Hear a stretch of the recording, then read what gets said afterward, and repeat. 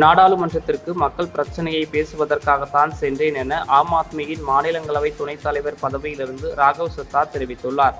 டெல்லி மதுபான கொள்கை வழக்கில் கடந்த பிப்ரவரி மாதம் கெஜ்ரிவால் விடுதலை செய்யப்பட்டது குறித்து ஆம் ஆத்மி எம்பி ராகவ் சத்தா கருத்து குறித்து பேசவில்லை என செய்திகள் வெளியாகியுள்ளது. இந்நிலையில் தன் மீதான குற்றச்சாட்டுகளுக்கு ராகவ் சத்தா விளக்கம் அளித்துள்ளார். இது தொடர்பாக அவர் வெளியிட்டுள்ள எக்ஸ் தள பதிவில், நேற்று முதல் தனக்கு எதிராக ஒரு திட்டமிட்ட பிரச்சாரம் நடந்து வருகிறது. ஆம் ஆத்மி கட்சி 3 குற்றச்சாட்டுகளை முன்வைத்தது. முதல் குற்றச்சாட்டு என்னவென்றால், எதிர்க்கட்சியினர் நாடாளுமன்றத்தை விட்டு வெளிநடப்பு செய்யும் போது ராகவ் சத்தா அங்கேயே அமர்ந்திருக்கிறார் என்பதுதான். அவர் வெளிநடப்பு செய்வதில்லை. இது ஒரு அப்பட்டமான பொய் என்று கூறியுள்ளார்.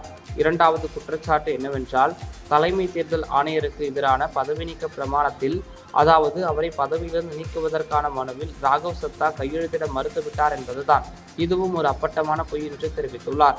ஆம் ஆத்மி கட்சியின் எந்த ஒரு தலைவரும் முறைப்படியாகவோ அல்லது முறை சாராமலோ இந்த தீர்மானத்தில் கையெழுத்திடுமாறு தன்னிடம் கேட்கவில்லை. மாநிலங்களவையில் ஆம் ஆத்மி கட்சிக்கு மொத்தம் 10 எம்பிக்கள் உள்ளனர். அவர்களில் 6 அல்லது 7 பேர் அந்த தீர்மானத்தில் தாங்களாகவே கையெழுத்திடவில்லை என்றும், அப்படியென்றால் இதில் என்ன தவறு, ஏன் எல்லா பழியும் என் மீது சுமத்தப்படுகிறது என கேள்வி எழுப்பியுள்ளார். அதேபோல் நாடாளுமன்றத்திற்கு சத்தம் போடவோ ஒலி வாங்கியை உடைக்கவோ தான் செல்லவில்லை, மக்கள் பிரச்சனையை பேச தான் சென்றுள்ளேன் எனவும் அவர் பதில் குறிப்பிட்டுள்ளார்.